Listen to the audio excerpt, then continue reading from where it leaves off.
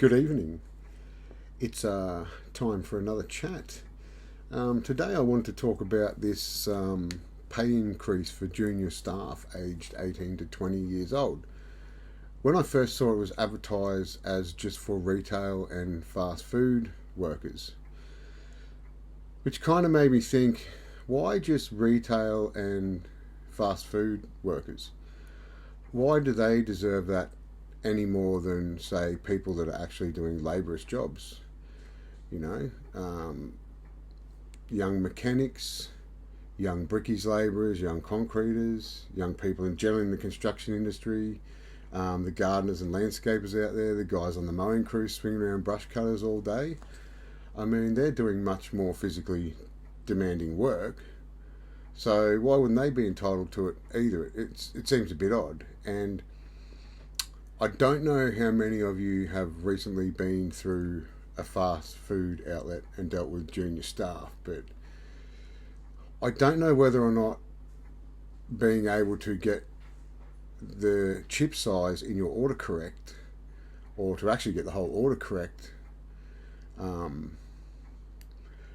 not very often, because they fail very often at that. Why do they deserve the full rate of pay? But on a serious side, it may cause some issues for the juniors now, where businesses need to pay them more money. And I know the aim is paying them the same money for the same work. Well, that's not entirely correct, because if you've got young staff coming in, juniors that haven't worked before, they don't have a great deal of workforce experience, you actually need to spend more money training them initially. And I'm not talking about general company or business inductions, because that's a whole separate issue, and that's something that all people that start a new job need to go through. I'm talking about training them to actually do the job that they're employed for, and generally that would take having a more senior member of staff beside them, showing them how to do things and coaching them through. So it's kind of a double loss for business, because you're going to be paying these staff more money, but then it's costing you money by losing time and productivity from the people you have supervising them and training them. Now, what that may cause is employers to look away from junior staff and maybe look towards mature age staff, or not technically mature age staff, but older staff that are experienced and can do the job already at a quite efficient rate. Because it would make business sense, if you're going to be spending the same amount of money, you'd want to be getting the best out of the money that you are spending, right? So it could be beneficial to older people looking for a place in the workforce that can't currently find it, but it may be at the same time detrimental to younger staff.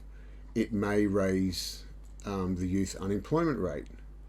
I guess only time will tell, but it's just something to think about.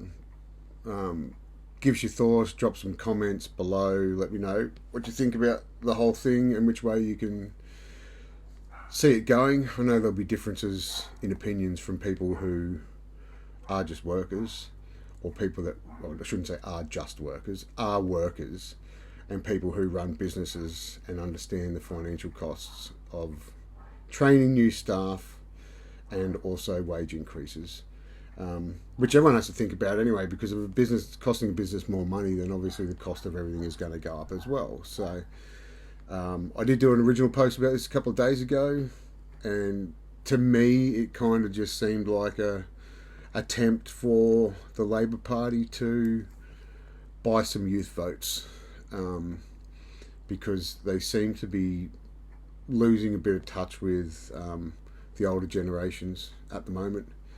A lot of people upset with Elbow Greasy. A lot of people upset with everyone.